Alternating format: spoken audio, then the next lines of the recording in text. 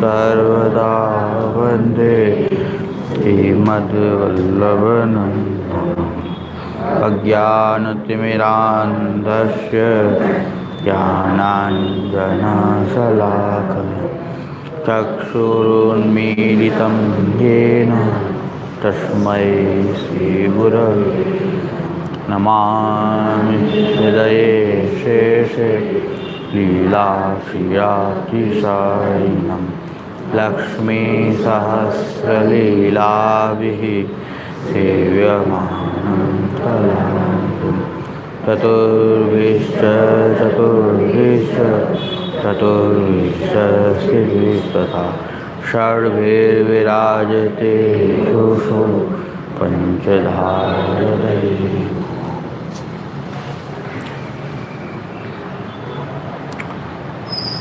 કાલ કર્મ અને સ્વભાવ આપણે સ્વભાવનું નિરૂપણ ચાલે છે. કાલ કર્મ અને સ્વભાવ ત્રણેય અક્ષરના રૂપ છે. કાલનું નિરૂપણ આપણે જોયું કે કાલ જે છે બધાને વશમાં રાખવાવાળો છે અને આનંદ અને ચિદાનંદ બે તિરોહિત છે. ઈશ્વર સત્વાંશ પ્રકટ છે અને બધાને વશમાં રાખવાવાળો છે. બધાને પોતાની અંદર સ્થાપીને એ ચાલતો હોય છે. ચલનૈક સ્વભાવવાળો છે. એ કાલ છે. કર્મનું સ્વરૂપ પણ કાલ જેવું જ છે. એક વ્યાપક કર્મ છે. એ કાલ જેવું જ એનું એક રૂપ છે. પણ કર્મ કોને વ્યાપ્ત કરે છે? કે જે કાલથી વ્યાપ્ત હોય, જે કાલની લિમિટની બહાર હોય એને કર્મ વ્યાપ્ત કરતું નથી. એટલે ભગવાન જે કંઈ પણ લીલા કરે એને લીલા એટલા માટે જ કહેવાય છે, એને કર્મ નથી કહેવાતું, કારણ કે એ કાલની એ પરિધિથી બહાર છે. કાલને જે વશ હોય એ કરે તો કર્મ. જેને કરતા હોવાનું અભિમાન છે એની માટે એ કર્મ. જેને કરતા હોવાનો ખ્યાલ જ નથી, જ્ઞાન જ નથી, ત્યાં ક્રિયા. અને ભગવાન એને કર્મ જ્યારે ભગવાન કરતા હોય છે ત્યારે એને કરતા હોવાનું અભિમાન ભગવાનને પણ નથી, એટલે એને લીલા કહેવાય છે. લીલાનો અર્થ શું છે? અભિમાન રહિત થઈ. અને ભગવાન પણ બધા જ કર્મ આપણા જેવા જ કર્મ ભગવાન પણ કરે, છતાં ફરક છે. એના જન્મ અને કર્મ બધા દિવ્ય છે. એ લોકોને એ સમજાતું નથી, એટલે કૃષ્ણને બધા એક સામાન્ય જે આપણા માટેના માપદંડ જે છે પુરુષ માટેના, જીવ માટેના, એ કૃષ્ણમાં પણ લગાડે છે કે કૃષ્ણે ચોરી શું કામ કરી ને ચીરહરણ શું કામ કર્યું ને ભાઈ. એ પહેલાં તો કૃષ્ણને બ્રહ્મરૂપે, પરમાત્મા રૂપે, ભગવાન રૂપાની દ્રષ્ટિ જે મહાપ્રભુજી આપણને ક્લિયર કરે છે શાસ્ત્રાર્થ પ્રકરણ સર્વનિર્ણયથી, કે તમે બ્રહ્મ પરમાત્માને સમજશો ત્યારે ભગવદ લીલાને સમજી શકશો. નહીં તો આ જે કથાકારો જે કથા કરી રહ્યા છે એમાં તો કોઈ તત્વ નથી કે જે એ બ્રહ્મ પરમાત્માના પાસાને તો બતાવતા જ નથી અને કૃષ્ણની લીલાઓનું વર્ણન કરે તો પછી કૃષ્ણ લીલામાં ઘણી અસંભાવના અને વિપરીત ભાવના ઉત્પન્ન થાય કે અસંભવ આવું થોડું હોઈ શકે. એ અસંભવ છે કે 7 વર્ષનો બાળક 7 દિવસ સુધી ગિરિરાજજીને ધારણ કરી લે, અસંભવ વાત છે. 21 કિલોમીટરના ગિરિરાજજીને 7 વર્ષનો બાળક ધારણ કરે, અસંભવ છે, અસંભાવના થઈ. પણ બ્રહ્મ તરીકે જુઓ તો 21 કિલોમીટર તો કાંઈ ના કહેવાય. કરોડો બ્રહ્માંડ જેના રોમકૂપમાં હોય તેના 21 કિલોમીટરનો ગિરિરાજજી આપણી માટે મોટો છે, એ કૃષ્ણ માટે નહીં. આ કૃષ્ણ બ્રહ્મ છે, પરમાત્મા છે. એ બ્રહ્મ, પરમાત્મા, ભગવાન છે. એ આપણી દ્રષ્ટિને ક્લિયર કરવા માટે મહાપ્રભુજી એક એક પાસાને શાસ્ત્રાર્થ સર્વનિર્ણયથી સમજાવીને પછી ભગવદ લીલાનું વર્ણન ભાગવતમાં કરી. ત્યારે ભાગવતમાં કોઈ પ્રશ્ન ઉપસ્થિત ન થાય કે આવું શું કામ, આવું શું કામ.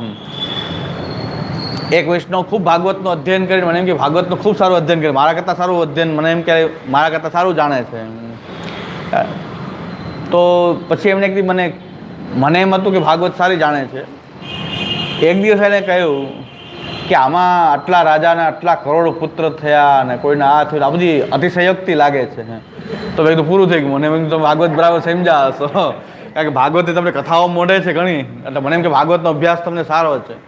વાત પૂરી થઈ ગઈ. અસંભાવના અને વિપરીત ભાવનાની નિવૃત્તિ થયા વિના તમે ભાગવતને ન સમજી શકો. હવે તમે કથા તમને યાદ છે બધી મોઢે, આ સ્કંદમાં આ કથા આવે, નાના આટલા પુત્ર થયા, અને પછી એને મનમાંથી ભાવનાને વ્યક્ત કરી કે આ બધું અસંભવ વસ્તુ છે, કે અતિશયોક્તિ લાગી રહી છે. તો અતિશયોક્તિ છે તો તમે ભાગવતનો અભ્યાસ તમે કર્યો નથી. ખાલી કથાઓથી આવું થાય છે. ખાલી કથા મોઢે રાખવાથી એનું સ્વારસ્ય કાંઈ સમજાતું નથી. એટલે મહાપ્રભુજી ભાગવતને તૈયાર કરવા માટે શાસ્ત્રાર્થ અને સર્વનિર્ણયથી એક એક પાસાને કાલ, કર્મ, સ્વભાવ, તત્વ, પુરુષ, પ્રકૃતિ આ બધાનો પ્રમેયના રૂપમાં મહાપ્રભુજી વિચાર કરે કે આ બધા પ્રમેયોને જાણી લો અને પછી ભગવદ લીલાને સમજો તો ખબર પડે. બાકી એ કંઈ 7 વર્ષનો નાનો કંઈ બાલક નથી. યશોદાજીનો નંદરાજીનો સામાન્ય કંઈ અહીરના બાલક જેવો કોઈ પુત્ર નથી. આ એ જન્મ પણ દિવ્ય છે, કર્મ પણ દિવ્ય છે. એને સામાન્ય મનુષ્ય તરીકે લેખવા જાશો તો ભાગવતમાંથી કાંઈ પ્રાપ્ત નહીં થાય, રામાયણમાંથી કાંઈ પ્રાપ્ત ન થાય. પણ આપણે આ કાંઈ સામાન્ય કથા નથી કે કોઈ નાયક નાયિકાના. એટલે એક વૈષ્ણવનો પણ પ્રશ્ન હતો કે રામાયણમાં સીતાજી ગયા વખતે વાત કરી કે સીતાજીને વનવાસ દઈ દીધો પાછો, તો એ અત્યાચાર કરી દીધો, સ્ત્રી ઉપર અત્યાચાર કર્યો. રામે સ્ત્રી પર અત્યાચાર કર્યો. ઓલા શંભુક શૂદ્રને રામચંદ્રજી દંડ આપ્યો તો કે શૂદ્રના વિરોધી હતા રામચંદ્રજી. અરે ભાઈ, શૂદ્ર કરતા પણ નીચા ભીલના બોર ખાધા એ કેમ નથી દેખાતું? શૂદ્ર કરતા પણ નીચા ભીલ છે, શૂદ્ર કરતા પણ નીચા છે, એના એઠા બોર પણ રામચંદ્રજી ખાધા. તો એક શૂદ્રને દંડ દીધો તો રાજાનું કર્તવ્ય છે દંડ પણ દેવો. તો એમાં શૂદ્ર હોવાથી દંડ દેવાય નહીં. જેમ અત્યારે ચાલે છે કોઈ અમુક જાતિનો હોય ને એ કંઈ ખરાબ કામ કરે તો બધા આંદોલન કરે કે ભાઈ અત્યાચાર થઈ ગયા. ભાઈ કોઈ જ્ઞાતિનો હોવાથી શું કંઈ ખરાબ કર્મ નથી કરતો તો એને પકડવાથી કોઈ કાનૂન તો બેને શિક્ષા તો બેને આપશે ને. તો રામચંદ્રજીના આવા પાસાઓને પ્રકટ કરે કે શૂદ્ર ઉપર દમન કર્યું ને સ્ત્રી જાતિ ઉપર અપમાન કર્યું, અને રામચંદ્રજીએ અહલ્યાને પગથી શું કામ ઉદ્ધાર કર્યો, હાથથી કેમ ન કર્યો? પગ લગાડવું તો નારી જાતિનું અપમાન થયું.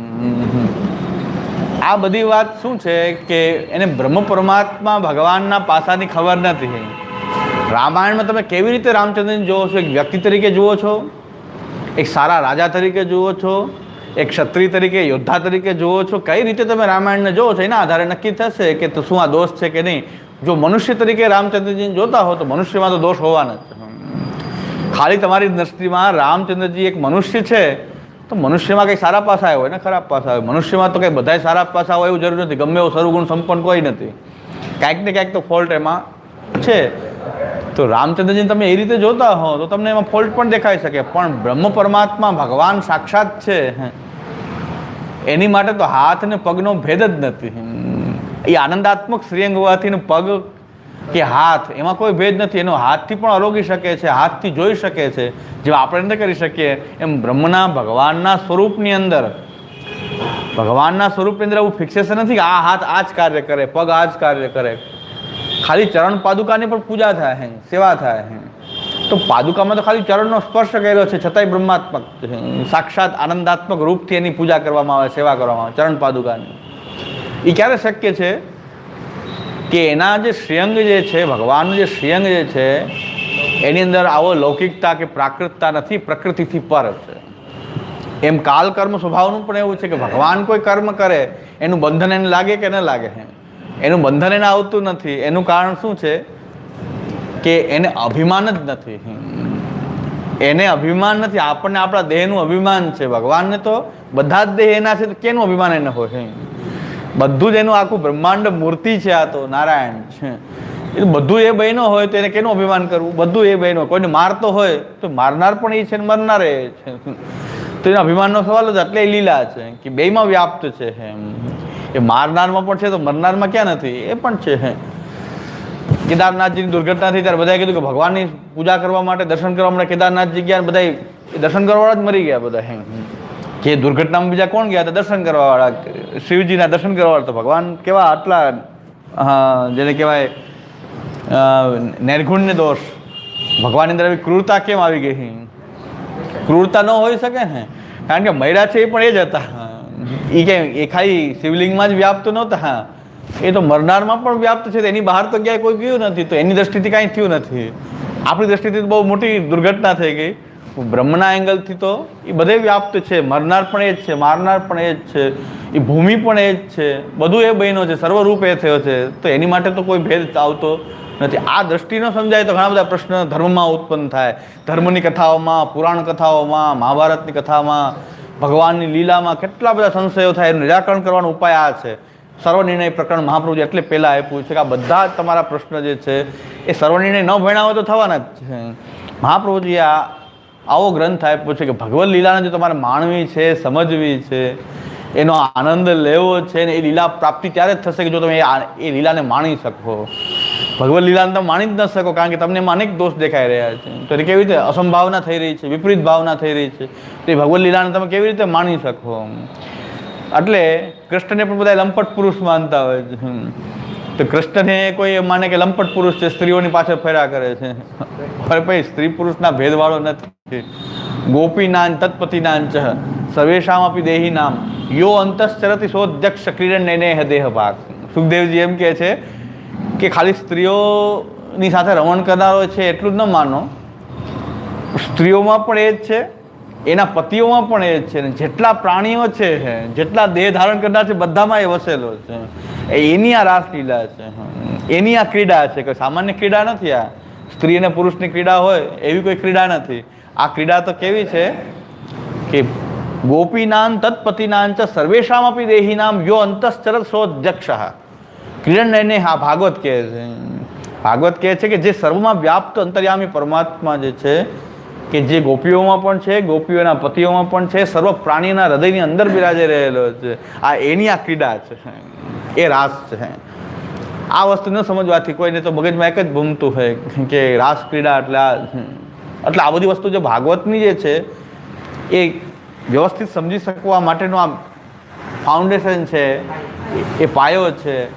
અને પછી ભાગવતની લીલામાં ક્યાંય વાંધો ના, પછી ક્યાંય સમજાવવું ન પડે કે આમ છે ને તેમ છે, કારણ કે એ તો આપણે સર્વનિર્ણયના પ્રકરણમાં આપણે સમજી ગયા છીએ કે ભાઈ અસંભાવના વિપરીત ભાવના તો ન થાય. પછી લીલાને જ સમજવાની રહે કે આ લીલા શું છે, એને સમજવાની રહે, પણ અસંભાવના કે વિપરીત ભાવના ન થાય.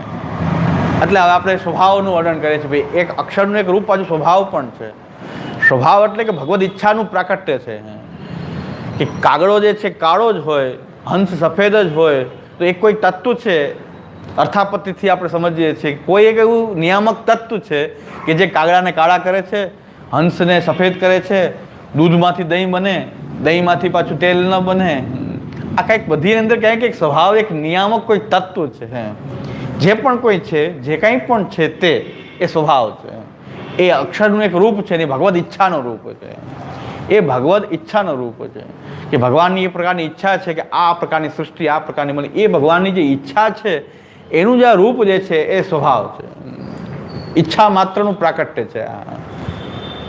એટલે એમાં સચ્ચિદાનંદ એ તિરોહિત રહીને ખાલી ઈચ્છા માત્ર જ પ્રકટ છે, એ સ્વભાવ છે. સ્વભાવ બધે જ રહેલો છે. પછી આપણી જે સ્વભાવની પ્રકૃતિના આધારે પણ સ્વભાવ કહીએ છીએ, પણ એ વ્યાપક સ્વભાવના કોન્ટેક્સ્ટમાં એક આપણી અંદર પણ કોઈક સ્વભાવ કંઈક બનેલો છે, એ વસ્તુ અલગ છે. પણ એક વ્યાપક એક સ્વભાવ છે અક્ષરનો. એ અક્ષરનું એક રૂપ છે અને એ દરેક વસ્તુને એના સ્થિતિ કરાવે છે કે આ બધી વસ્તુ એ દરેકમાં એવી રીતે સ્થિત રહેલી છે કે એનું મેન્ટેન આખું થયું કે આ મોરના પીછા જોઈએ એમાં અલગ પ્રકારના રંગ પૂરેલા છે, મોરના પીછામાં છે, બીજાના પીછામાં નથી. ક્યાંક આ બધી જ સ્વભાવ પ્રકટ થયો, ભગવાનની ઈચ્છા એવી પ્રકટ થઈ છે. એને અમે ભગવાનની ઈચ્છાનું આ રૂપ માનીએ છીએ. સાયન્સવાળા કંઈક બીજું જે કંઈ તત્વ માનતા હોય એ તત્વ, અમે એને સ્વભાવ કહે છે, અક્ષરાત્મક રૂપ કહે છે, ભગવદ ઈચ્છાનું પ્રાકટ્ય કહે છે. તમારે ત્યાં ભગવાન ન હોય તો કંઈક તત્વ તો છે, કંઈક વસ્તુ છે કે જે આ બધું થઈ રહ્યું છે, કે જેને મેન્ટેન કરે છે. પછી જે કંઈ માનતા હો તમે, સાયન્સ જે પ્રકારે માનતું હોય એ પ્રકારે. વાત એકને એક છે. ભગવાન સુધી ન માનતા હો તો તમે કાંઈક એક વસ્તુ એવી માનશો નિયામક તત્વ તરીકે. શ્યામુદાય પણ આજ્ઞા કરતા હતા એક વખત કે પૃથ્વી એવા સૂર્યથી એવા ડિસ્ટન્સ ઉપર પૃથ્વી છે કે જો જરાક પણ આગળ ખસે છે તો બ્લાસ્ટ થઈ જાય અને જરાક દૂર જાય તો થીજી જાય આખી. તો એક વ્યવસ્થિત અંતર ઉપર જ પૃથ્વી રહેલી છે. તો કાંઈક એવું તત્વ છે કે એને નિયમન કરી રહ્યું છે કે જરાક આગળ પાછળ કેમ નથી થતું. જો એક્સિડેન્ટલી ક્યાંક આવું થયું હોય તો આગળ પાછળ થવું જોઈએ, પણ નથી થતું હોય એને કંઈક પકડીને રાખે છે. તો એક તત્વ છે કે જે આ મેન્ટેન કરી રહ્યું છે, સ્થિતિ કરી રહ્યું છે. તો એ તત્વ જે સ્વભાવ છે એને આધિદૈવિક રૂપ વિષ્ણુ છે. અક્ષર જે છે એ સ્વભાવ, એનું એક રૂપાંતર કાલ, કર્મ અને સ્વભાવ. તો સ્વભાવ આ છે એનો આપણે જોઈએ છીએ. અને સ્વભાવ કેવી રીતે પ્રકટ થાય છે વસ્તુ સાથે પ્રકટ થાય છે, એનો સ્વભાવ પણ વસ્તુની સાથે પ્રકટ થાય છે અને વસ્તુના તિરોભાવથી સ્વભાવ પણ એમાં તિરોહિત થઈ જાય છે. સ્વભાવનું પરાવર્તન પણ થાય છે. એક સ્વભાવ દૂર થતાં બીજો સ્વભાવ પ્રકટ થઈ જાય છે. એક સ્વભાવનો તિરોભાવ થતાં બીજા સ્વભાવ એ પ્રકટ થઈ જાય છે. જેમ સત્વરજતમ ગુણો જે છે એના કારણે તમો ગુણને કારણે તામસી સ્વભાવ છે, પણ સત્વગુણ વધતા એ તામસી સ્વભાવ જે છે એ ડાયલ્યુટ થઈ જાય અને સાત્વિક સ્વભાવ પાછો વધી જાય. આવું થયા કરતું હોય છે. સ્વભાવનું પરાવર્તન આ રીતે થતું એવું ઉદ્ગમ તિરોભાવ એનો થતો હોય છે. એટલે આ સ્વભાવનું વર્ણન આપણે જોયું. સામાન્ય તો હવે 115, હવે આ પહેલાંનું રિવિઝન છે આ તો ખાલી. હવે આપણે આજના શ્લોકો છે. સામાન્ય તો વિશેષેણ ન પ્રકાશ કદાચન એવમ કાલસ્થા કર્મ સ્વભાવો હરિરેવ સહ. મહાપ્રભુજીની સમ તો આ છે. દરેક તાલ ચાલીને પછી સમ આવે છે. એ સમ પર આવી જવું છે ને બેતાલું થઈ જવાય. સમ ન આવે તો ગમે એટલું વચ્ચે તમે પરણ વગેરે ચલાવો પણ પછી સમ પર ન આવી શકતા હોય તો બેતાલું થઈ જાય.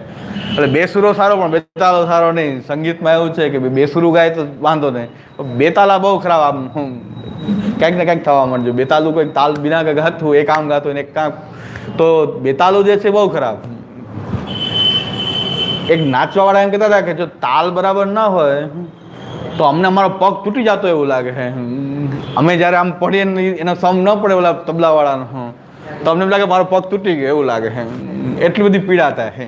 હવે એ તો એ નાચવાળાને ખબર પડતી હતી કે ભાઈ સમ બરાબર ન આવે એને જ્યાં જગ્યાએ સમ લેવી છે ત્યાં એ તાલ ન આવે તો અમારે કે પગ તૂટી જાય એવું લાગે કે પગ જાણે તોડી નાખ્યો હોય એમ એક કહેતા હતા નાચવાવાળા. તો બેતાલું બહુ ખરાબ. એમ મહાપ્રભુજી બધી વાત ચલાવીને કાળ કર્મ સ્વભાવ ગમે એની વાત કરે છે, 28 તત્વોની વાત કરે, ગમે એની વાત કરે, પણ છેલ્લે સમ આવશે કે હરિ, બધું કૃષ્ણ છે. એ છેલ્લે સમ આવી જાય. મહાપ્રભુની સંપાદી કૃષ્ણ અને ભક્તિ. આ વાત બધી પાછી કૃષ્ણ અને ભક્તિની આવે છે. હવે મહાપ્રભુજી આ કાલકર્મ સ્વભાવની ચર્ચાને સમપ કેવી રીતે કરે છે કે સામાન્ય તો વિશેષેણ ન પ્રકાશ કદાચન એવમ કાલ તથા કર્મ સ્વભાવ. આ રીતે કાલ કર્મ અને સ્વભાવ એ કોણ છે? હરિ જ છે. આ હરિ આ રીતે પ્રકટ થયો છે કાલ કર્મ અને સ્વભાવના રૂપમાં. સ્વભાવો હરિરેવ સહ. સામાન્ય તો વિશેષેણ ક્યારે પણ આ સ્વભાવ જે છે એ ક્યારેય સામાન્ય રૂપથી કે વિશેષ રૂપથી ન પ્રકાશ. એક સ્વભાવ ક્યારેય બહાર નથી આવતો. એ તો અનુમાનથી તમને ખબર પડે કે આમાં આવો સ્વભાવ હોય. વ્યક્તિ બહાર આવે, સ્વભાવ થોડો બહાર આવે. એ તો તમારું અનુમાન થાય છે. આના જે વસ્તુ પ્રકટ થઈ એના આધારે હંમેશા સ્વભાવ અનુમાન ગમ્ય છે. પ્રત્યક્ષ નથી થતો ક્યારેય. સ્વભાવનું પ્રત્યક્ષ ન થાય. દૂધમાંથી દહીં બને તો દહીં ખબર પડે, પણ દૂધની અંદર એક સ્વભાવ છે કે દહીં બનવાનો, એ તો આપણે દહીં બને એના ઉપરથી ખબર પડે કે આની અંદર એક સ્વભાવ છે કે દૂધ જે છે ફાટે એટલે દહીં બને. તો જેના પરિણામથી જ એનો ખ્યાલ આવતો હોય છે. એટલે સામાન્ય તો વિશેષેણ ન પ્રકાશ કદાચન. સ્વભાવનો ક્યારેય પ્રકાશ થતો નથી. એવમ આ રીતે આપણે કાલનું વર્ણન જોયું, કર્મનું જોયું, સ્વભાવનું જોયું. આ કાલ કર્મ સ્વભાવ ભાઈ ભગવાનથી કોઈ પૃથક નથી. હરિરેવ સહ. એ તો હરિ જ છે. એ તો હરિ જ છે. એટલે મહાપ્રભુજી બધાને ભક્ત જેવા લાગે કે ભાઈ ફિલોસોફર કરતાં ભક્ત વધારે છે. કાંઈ વાંધો નહીં. આપણી માટે કંઈ ખોટી વાત નથી કે ફિલોસોફર ઓછા છે એમ અમે નથી માનતા. ભક્ત તો છે જ. મહાપ્રભુજીથી મોટા ભક્તો મળવા મુશ્કેલ જ છે. એ તો એ સ્વીકારે છે. પણ ફિલોસોફર નથી મહાપ્રભુજી, દાર્શનિક નથી. એ જે અભિપ્રાય છે એ તો સાવ ભૂલ ભરેલો છે. મહાપ્રભુજી જેને વાંચ્યા ન હોય બરાબર એ જ કહી શકે કે મહાપ્રભુજી દાર્શનિક નથી, ખાલી ભક્ત છે. દાર્શનિક નથી ને ભક્ત છે એ સ્ટેટમેન્ટ જે છે મહાપ્રભુજી માટે પૂરતું નથી. કારણ કે આપણે બધી જ દાર્શનિક ચર્ચાઓની સાથે મહાપ્રભુજી પોતાની ભક્તિભાવ પણ ટકાવી રાખે. એક મહાન વિશેષતા છે. મહાપ્રભુજી પોતે જ આજ્ઞા કરે છે કે જ્ઞાની ચેત ભજતે કૃષ્ણ તસ્માન નાસ્તે અધિકપર. જ્ઞાની હોય ને કૃષ્ણને ભજતો એનાથી મોટું કોઈ નથી. પણ જ્ઞાની પાછો ભજી શકતો નથી. પાછો સોહમમાં લાગી જાય. સોહમ શિવોહમ અહમ બ્રહ્માસ્મિ. તો એ એમાં લાગી જાય, ભજી શકતો નથી. અહમ બ્રહ્માસ્મિ. હવે હું બ્રહ્મ છું પછી ભજું કોને ભજું હું? અહમ બ્રહ્માસ્મિ સોહમ શિવોહમ. તો અહંકાર એટલો બધો પ્રબલ બને કે પછી ભજે નહીં. પણ ભજે તો એનાથી મોટી કોઈ વાત નથી. મહાપ્રભુ જેમ કે જ્ઞાની ચેત ભજતે કૃષ્ણમ તસ્માન નાસ્તે અધિકપર. જ્ઞાની જો કૃષ્ણને ભજે એનાથી મોટી કોઈ વાત નથી. પણ જ્ઞાનીને ભજવું કઠિન થઈ જાય બહુ. મોટા જ્ઞાની થવા જાઓ છો, સામાન્ય થોડું ઘણું આવડી ગયું હોય એ હાથમાં ના રહે. સામાન્ય થોડું ઘણું કાંઈક આવડી જાય તો એમ થાય કે અમે કોણ છીએ. એટલે સામાન્ય જ્ઞાની હોય, થોડું ઘણું જ્ઞાન ધરાવતા હોય એને પણ એમ થાય કે અમે કોણ, અમને બધી ખબર પડે, તમને શું ખબર પડે, અમે એટલા ગ્રંથ વાંચ્યા છે, તમને શું ખબર પડે. સામાન્યમાં આવી દશા હોય તો સાચો જ્ઞાની હોય, ઉચ્ચ કક્ષાનો જ્ઞાની, એનો અહંકાર પછી ક્યાંથી હાથમાં રહી શકે. તો જ્ઞાની ચેત ભજતે કૃષ્ણ તસ્માન નાસ્તે કપર. એમ મહાપ્રભુજી જે છે બધે હરિ જોવાથી ખાલી ભક્ત જેવા છે એવું નહીં, પણ દાર્શનિક પણ છે, મોટા દાર્શનિક છે કે આ સૃષ્ટિની બધી પ્રક્રિયાઓનું એ સમાધાન કે જે બધા અટકી ગયા છે દર્શન શાસ્ત્રમાં, જ્યાં જ્યાં પ્રશ્નો ઉપસ્થિત થયા અને જ્યાં બધાએ વાત મૂકી દીધી એનું પણ સમાધાન મહાપ્રભુજી આપણને. તો મોટા દાર્શનિક કોણ? મોટા દાર્શનિક કોણ કે જે દાર્શનિક પ્રશ્નો અમુક અટકી ગયા કે આનાથી આગળ કોઈ વાત એને મગજમાં આવતી નથી, હવે આનાથી આગળ કાંઈ ન હોય, કોઈ અનિર્વચનીય કહી દે કે હવે એનું નિર્વચન થઈ શકે નહીં, અનિર્વચનીય છે એમ કરીને છોડી દે. કોઈ એમ કહે છે કે નહીં જે આ તત્વ જ એવું છે એટલે એમાં સમજી લ્યો, બસ આનાથી આગળ કાંઈ છે નહીં. તો કોઈ કે જે સ્વતંત્ર જ છે, જે છે એવું જ છે, કાંઈ એનું ઉગમ સ્થાન છે જ નહીં, સ્વતંત્ર જેવું છે એવું જ છે. તો ઘણા લોકોએ પ્રશ્ન મૂકી દીધા. હા, પ્રકૃતિ અને પુરુષ, પણ પ્રકૃતિ પુરુષને ઉત્પન્ન કરતા કોણ? પ્રકૃતિ પુરુષ ક્યાંથી આવ્યા? સાંખ્યવાળા જેમ પ્રકૃતિની પુરુષથી બધી વાત સમજાવે, પણ પ્રકૃતિ અને પુરુષનું એ ક્યાંથી પ્રકટ થયા? પ્રકૃતિ પુરુષ ક્યાંથી પ્રકટ થયા? એનું સમાધાન શું? જ્યાં સુધી હરિ સુધી વાત નહીં આવે, એક જ તત્વ સુધી વાત નહીં આવે, ત્યાં સુધી બધા દાર્શનિક પ્રશ્નો એમને લટકતા રહેવાના છે. એ લટકતી તલવારના રૂપમાં એમને રહે. મહાપ્રભુજી બધાને સમાધાન આપે છે. હરિરે વસ્સા એકો અહમ બહુશ્યામ. અને મનગઢત રીતે નહીં, શાસ્ત્રોના પ્રમાણથી ભગવાન કહે છું એક જ તત્વ છું, પણ એકમ સદ વિપ્રાહ બહુધા વદંતી. તો આ એક જ જે સત જે છે એ અનેક પ્રકારથી પ્રકટ થાય છે. એકો અહમ બહુશ્યામથી, હું એક છું પણ અનેક રૂપથી થઈ જાઉં, એવી જે ભગવાનની જે ઈચ્છા છે એનાથી આ સૃષ્ટિ પ્રકટ થઈ જાય. સૃષ્ટિનું રૂપ જ એ છે કે એકોહમ બહુશ્યામ છે. તો મહાપ્રભુજી કહે છે એવમ કાલસ તથા કર્મ સ્વભાવો હરિરેવ સહ.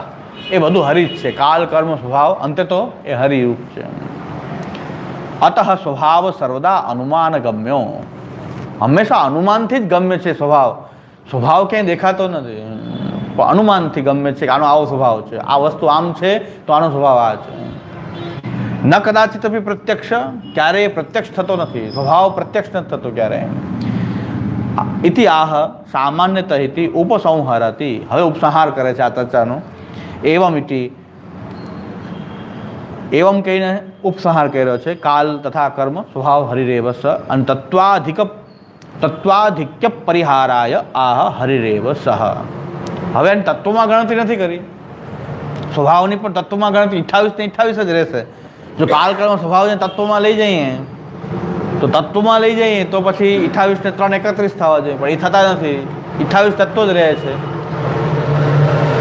એ આપણે મેં સમજાવી દીધું છે કે જે સામાન્ય જે છે, કારણમાં પણ કોઈ સામાન્ય કારણ છે એને જે બધા માટે સામાન્ય રીતે બધે વ્યાપ્ત હોય એને કોઈ એક કેટેગરાઇઝ કરી શકાય નહીં.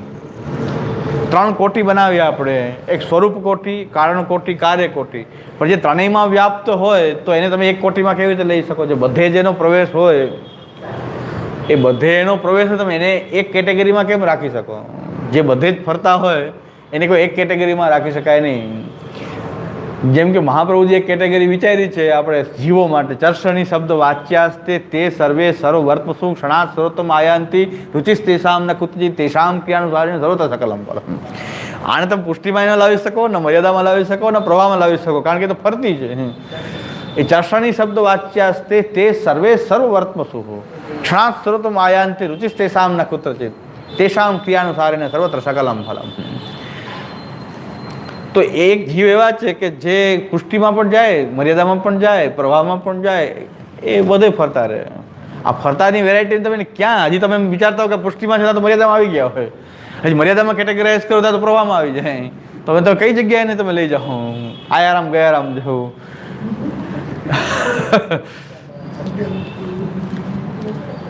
મોરારજી દેસાઈની સરકાર 1977ની સાલમાં મોરારજી દેસાઈની સરકાર જે છે એનો બચાવ કરવા માટે કોઈ મંત્રી તૈયાર નહોતો.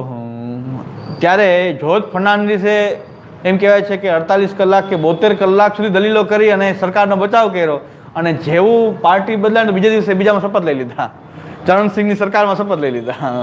તો આનું શું કરવું કે હજી તો જોરદાર બચાવ કરતા હતા મોરારજી દેસાઈ, અને મેઇન એનો એડવોકેટ. અને પાર્ટી બદલાની સરકાર ગઈ તો સામાન્ય પાર્ટીમાં જ્યાં જોડાઈ ગયા.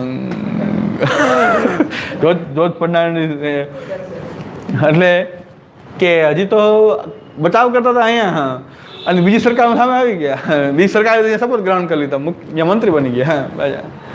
તો રાજકારણી લોકોને તો બોલતા આવડે કે જનતાના હિતમાં હું પછી મંત્રી પદને સ્વીકાર કરી, તો એમાં કહી દઈએ તો કે જનતાનું હિત જોઈને લોકોની સેવા મારે તો કરવી છે, જ્યાં મોકો મળે ત્યાં હું તો સેવા કરું. એટલે એને કેટેગરીમાં લાવવા, આવા જીવોને કેટેગરીમાં કેમ લાવી શકો તમે? એટલે જે સામાન્ય રીતે બધે વ્યાપ્ત હોય એને કોઈ એક કેટેગરીમાં લવાતા નથી. જેમ કે ઘડાનું કારણ માટી જ બતાવે છે, પૃથ્વી ન બતાવે છે. કારણ કે પૃથ્વી તો બધામાં, ઘડામાં પણ છે ને પટમાં પણ છે ને બધા ફૂલમાં પણ છે, બધે વ્યાપ્ત છે, ઝાડમાં પણ છે. તો પૃથ્વી તો બધે જ છે, મનુષ્યમાંય છે પૃથ્વી.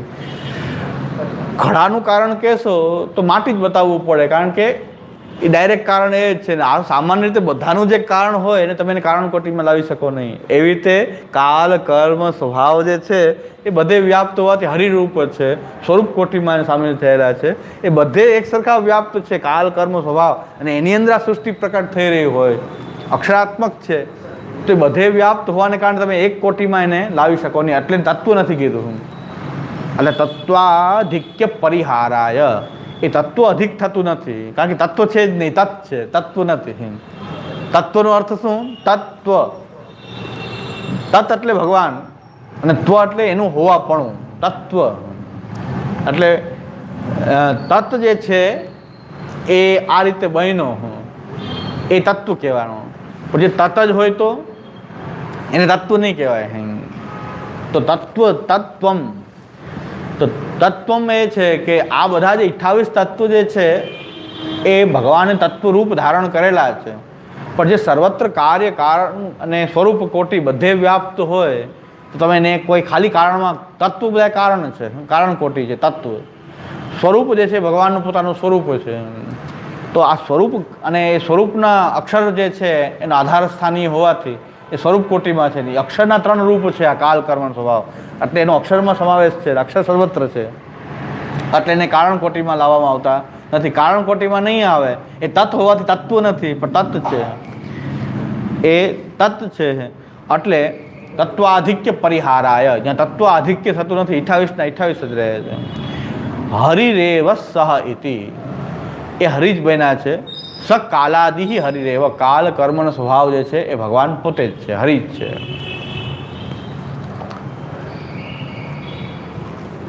આ બધી વાત સમજવાથી આપણે ઘણા બધા પ્રશ્ન હલ થઈ જાય. ગમે કોઈ શાસ્ત્ર ઘણા આ લોકો આટલી સમજ ન હોવાને કારણે મૂર્તિ પૂજાનો કોઈ વિરોધ કરી લે, કોઈ ભગવાન લીલામાં કંઈક ને કંઈક ભેદ બતાવે. પણ જે ભગવાન રૂપ સર્વત્ર વ્યાપ્ત હોય તો મૂર્તિ પૂજાનો પણ કોઈ સવાલ આવતો? મૂર્તિ કેની હોવી જોઈએ, શું હોવી જોઈએ, મૂર્તિમાં ભગવાન છે કે નહીં? તો જે લોકો મૂર્તિ પૂજાનો વિરોધ કરે છે એ બધા હકીકતમાં અજ્ઞાની છે, એટલે દયાને પાત્ર છે. કારણ કે જ્ઞાન જ પૂરું જ્ઞાન નથી, મિથ્યા જ્ઞાન થઈ ગયું છે, એટલે મૂર્તિ પૂજાનો વિરોધ કરે છે. બાકી તો મૂર્તિ પૂજા એ સર્વત્ર વ્યાપ્ત પરમાત્મા હોય તો મૂર્તિ કોઈ બહુ મોટી બાબત નથી કે મૂર્તિમાં ન હોય. એ ક્યાં નથી તો મૂર્તિમાં ન હોય. એટલે આપણે સમજવું જોઈએ કે મૂર્તિ પૂજા જે ખાલી કરે, જે ભગવદ્રૂપ સર્વત્ર ન માને અને ખાલી મૂર્તિમાં માનતો હોય એને શાસ્ત્ર કહે છે કે ભસ્મની એ જોતી, એ ભસ્મ હોમ કરે છે, તે ભસ્મમાં હોમ થાય. એટલે આપણને આ બધા પ્રશ્નોનું સમાધાન, આ સર્વ નિર્ણય છે. આ તો સર્વ નિર્ણયથી ઘણા બધા પ્રશ્નોનું સમાધાન થઈ જાય છે. એટલે આ કાલ કર્મ સ્વભાવનું પ્રકરણ પૂરું થાય. હવે તત્ર ઉપપત્તિમ આહ અતસ્તદ ઉદ્ગમ શાસ્ત્રે ન કદાચિત ઉદાહરત સર્વસાધારણત્વેન ન તત્વમ તદેવ તત્. હવે તમે એમ કહ્યું તત્વ નથી તો શું કાર્ય છે? આ તો કાર્યના રૂપમાં પ્રકટ થયા છે આ કાલકર્મ સ્વભાવ? તો કે નહીં. અતસ્તદ ઉદ્ગમ શાસ્ત્રે ન કદાચિત ઉદાહરત, ઉદ્ગમ નથી બતાવ્યો એનો જન્મ, એ કોઈ કાર્યના રૂપમાં પ્રકટ નથી થયા. અતસ્તદ ઉદ્ગમ શાસ્ત્રે ન કદાચિત ઉદાહરત, એને કોઈ કાર્યના રૂપમાં પણ વર્ણવિત કર્યા નથી કે એનો ઉદ્ગમ બતાવ્યો હોય. એ તો છે જ, કોઈના દ્વારા કંઈ પ્રકટ કરાતા નથી, એ તો છે જ, કારણ કે હરિ જ છે. તો એટલે જ મેં કીધું ને કે આ કાલ, કર્મ અને સ્વભાવ એના 3 દેવતા થયા. એ હરિ 3 રૂપમાં પ્રકટ થયો છે. કાલના આધિદૈવિક દેવતા જે છે શિવ છે, શંકર છે. સ્વભાવના આધિદૈવિક વિષ્ણુ છે, એ સ્થિતિ કરે છે. અને બ્રહ્માજી ઉત્પન્ન કરનારા જે છે કર્મ, કાલ, કર્મ અને સ્વભાવ, એ ત્રણેયના આધિદૈવિક રૂપ એ બ્રહ્મા, વિષ્ણુ, મહેશ.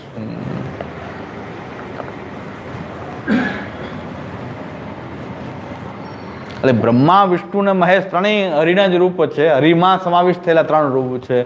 પણ હરિ ખાલી શિવ ખાલી હરિ નથી, વિષ્ણુ ખાલી હરિ નથી. સર્વ બરાબર કૃષ્ણ છે, સૌ બરાબર કૃષ્ણ છે, નથી કૃષ્ણ બરાબર કોઈ. સાગર છોડ્યો ને દ્રષ્ટાંતે શાણા સમજી જોઈએ. દયારામભાઈ એમ કહે છે કે ભાઈ બ્રહ્મા, વિષ્ણુ ને મહેશ એ ત્રણેય હરિ છે. હરિ 3 રૂપમાં પ્રકટ થયો છે. પણ ખાલી બ્રહ્મા કહેશો તો હરિ નહીં આવે, પણ હરિમાં ત્રણેય આવશે. કે સૌ બરાબર કૃષ્ણ છે, નથી કૃષ્ણ બરાબર કોઈ. સાગર છોડો ને દ્રષ્ટાંતે શાણા સમજી જોઈએ. આ દયારામભાઈ ગુજરાતીમાં સમજાવ્યું કે સાગરની દરેક લહેર સમુદ્ર જ છે, પણ ખાલી લહેરને સમુદ્ર કેવો એ મૂર્ખાઈ કહેવાય. લહેર બધા સમુદ્ર જ કહેવાય. બધી લહેરો સમુદ્રમાં જ આવી રહી છે, તો બધી સમુદ્ર રૂપ જ છે. પણ એક લહેર જોઈ લીધી ને આપણે કંઈક આ સમુદ્ર જોઈ લીધો તો મૂર્ખાઈ થઈ. એટલે બ્રહ્મા, વિષ્ણુ ને મહેશ 3 રૂપે હરિ પ્રકટ થયો છે. પણ ખાલી બ્રહ્માને કે વિષ્ણુને કે મહેશને જ ખાલી એ હરિ માની લેવો, એ પાછું એ સાગર છોડો ને દ્રષ્ટાંતે શાણા સમજી જોઈએ. તો એ સમજી લેવાનું છે એ પ્રકારની. આ વૈષ્ણવ મતની વાત કરું છું. શૈવ મતમાં ત્યાં શિવની પ્રધાનતા હોવાને કારણે ત્યાં બ્રહ્મા, વિષ્ણુ, મહેશ જે છે એ શિવના એ 3 ગુણાવતાર થઈ જશે. ત્યારે શિવ એક પરમ શિવ હશે અને એક ગુણાવતાર શિવ હશે. ત્યાં જેમ આપણા વિષ્ણુ એક વિષ્ણુ પુરાણ પુરુષો વિષ્ણુ હું એ સાક્ષાત કૃષ્ણ રૂપ પુરુષોત્તમ, અને એક આ વિષ્ણુ ગુણાવતાર. તો વિષ્ણુના પણ ભેદ થયા ને. આપણે ત્યાં પણ છે પુરાણ પુરુષો વિષ્ણુ હું. વિષ્ણુ શબ્દથી ઘણાને ગોટાળો થાય છે કે વિષ્ણુનો અવતાર કૃષ્ણ, કૃષ્ણનો અવતાર વિષ્ણુ છે શું? ભાઈ વિષ્ણુનું ગુણાવતારના રૂપમાં વર્ણન થયું તો દેવતા છે, પરબ્રહ્મના રૂપમાં વર્ણન થયું તો વિષ્ણુ કૃષ્ણ છે. તો પુરાણ પુરુષો વિષ્ણુ પુરુષોત્તમ ઉચ્યતે નામ સહસ્ત્ર બક્ષામિ તસ્ય ભાગતો તદ્ધતમ. તો એ સમજવાની વાત છે. એ શૈવ દ્રષ્ટિ આવી હોય છે કે શિવ જે છે એ પરમ તત્વ છે, તો શિવ, બ્રહ્મા, વિષ્ણુ, મહેશ એમાંથી પણ પ્રકટ થાય. તો એ પાલક, સંહારક અને પ્રકટ કરનારા 3 દેવતાના રૂપમાં પાછા પ્રકટ થાય. એ શૈવ મત. આપણે વૈષ્ણવ મત જ છે. તો આમાં આપણે હરિ જે છે પરમ તત્વ છે, અને એમાંથી એના 3 ગુણા અવતાર પ્રકટ થાય. એના આધ્યાત્મિક રૂપ કાલ, કર્મ અને સ્વભાવ, એનું આધ્યાત્મિક રૂપ થઈ ગયું.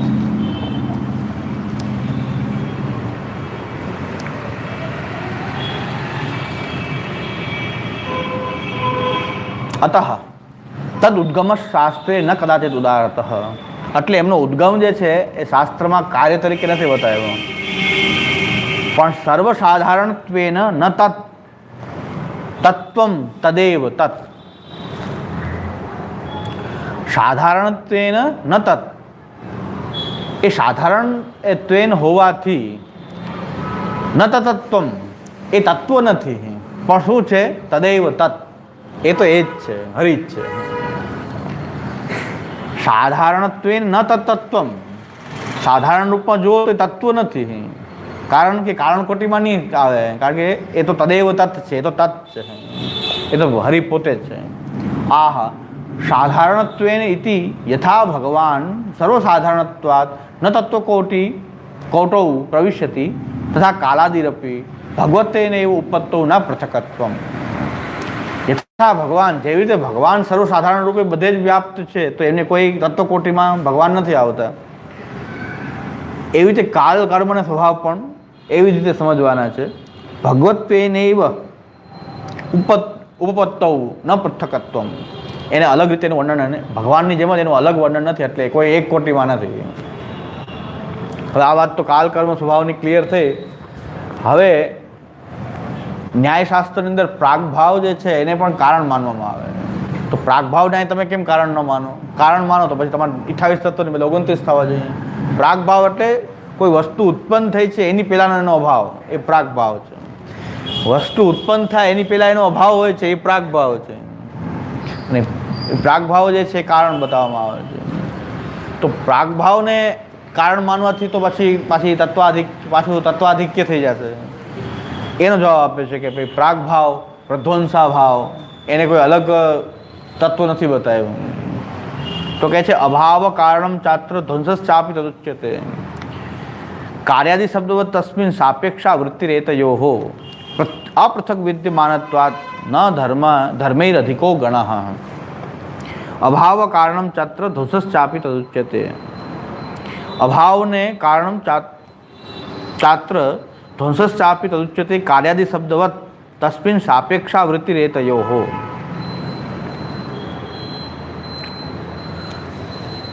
અભાવમ કારણમ ચાત્ર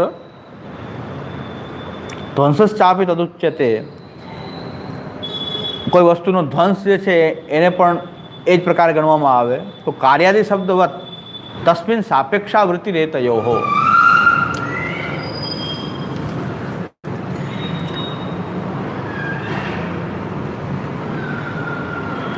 અને આ પ્રાગભાવ વગેરે જે છે એ કોઈ જ્યાં તત્વો જે છે એનાથી અધિક નથી થતા કે એનાથી અલગ નથી. અપૃથક વિદ્યમાનત્વાદ એમાં જ સમાવેશ થઈ જાય છે. આ 28 તત્વોમાં જ એનો સમાવેશ થઈ જાય. પ્રાગભાવ જે છે એ પહેલાંનો જે અભાવ જે છે એ આવિર્ભાવ અને તિરોભાવને કારણે, તિરોભાવ શક્તિ જે છે એ ધ્વંસ થઈ ગયો અને આવિર્ભાવ જે છે શક્તિ એ તો પ્રાગભાવ એનાથી કોઈ અલગ વસ્તુ નથી. તત્વથી અલગ ન હોવાને કારણે એને અલગ કોટીમાં ગણતરી કરવામાં આવતી નથી. કાર્યાદિ શબ્દવત હકીકતમાં જે વસ્તુ કાર્ય હોય પણ એનું કાર્ય માની લેવામાં આવતું. કોઈને કાર્ય શબ્દ જે ઘડો છે એ કાર્ય છે, ઘડો એ કાર્ય થયું. તો માટી કારણ છે કે તો માટી કારણ નથી ને. સર્વનું કારણ તો જે પૃથ્વી વગેરે જે બધા તત્વો પ્રકટ થયા સર્વ તત્વો જે કારણ કોટીમાં તો તત્વો જ છે.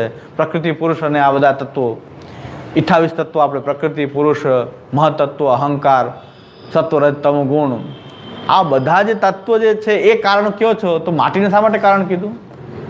તો એ સાપેક્ષ વૃત્તિ રેતયોઃ. આ પ્રાગભાવને જે કારણ કહેવામાં આવે છે ને આ દ્રષ્ટિથી કહેવામાં આવે છે. મૂળ કારણ તો 28 તત્વોથી અલગ કોઈ કારણ છે નહીં, પણ તમે માટીને પણ કારણ કયો છો અને ઘડાને કાર્ય કયો છો. તો કહે છે કે કાર્યાદિ શબ્દવત તસ્મિન સાપેક્ષા વૃત્તિ રેતયો. આ બેના સાપેક્ષ તમે કાર્ય કારણ કયો છો. હકીકતમાં તો કારણ કોણ છે? આ 28 તત્વો બધા કારણ એ જ છે.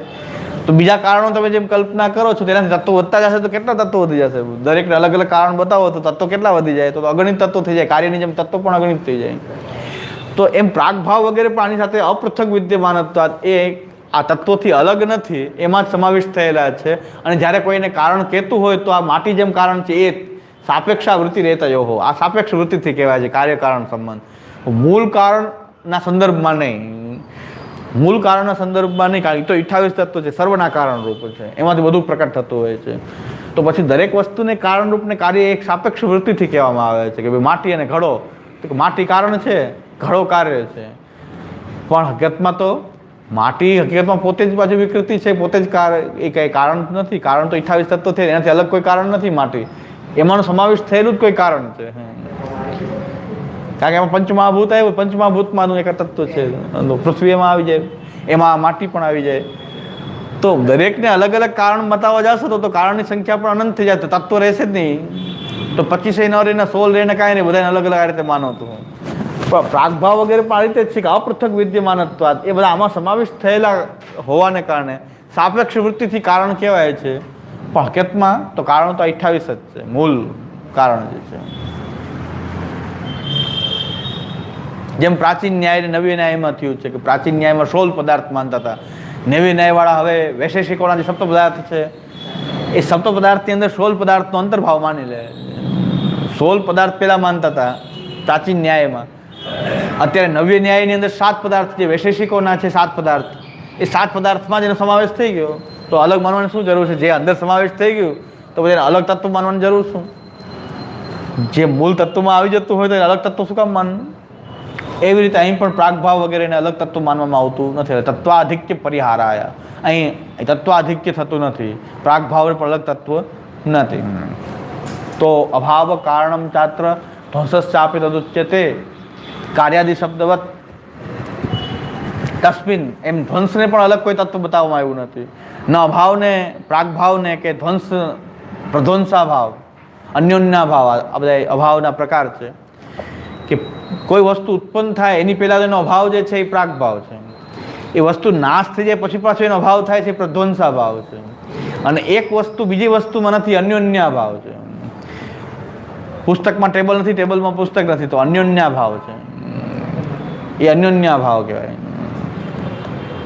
હવે બધાને અલગ અલગ તત્વ માનવાની આવશ્યકતા નથી. આ તો સાપેક્ષ વૃત્તિને કારણે એ 28 તત્વમાં જ સમાવિષ્ટ થઈ જાય છે. એની અંદર જે સમાવેશ થઈ જાય છે અલગ અલગ બધાને તત્વ માનવાની આવશ્યકતા નથી.